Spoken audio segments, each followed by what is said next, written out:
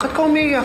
Namiss ko na po kasi kayo eh. Sino kausap mo? Kausap mo yung tatay mo? Sinabi na huwag mo nang kausapin yung tatay mo! Hello? Eh paano kung asawa yung sumagot? Bigyan niyo naman ako ng kahihiyan!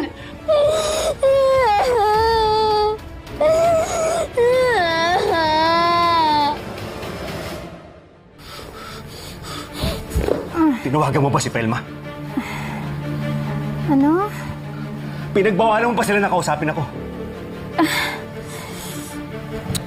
Ano ba pinagsasabi mo? Hazel, sumagot ka!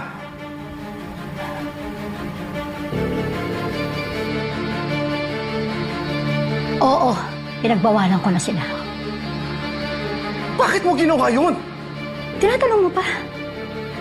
Ilang beses ko na ba sinabi sa'yo? Kami na dapat ng baby natin, ang pamilya mo. Wala nang iba. Oo nga, pero ilang beses ko rin sinabi sa'yo, pamilya ko rin sila.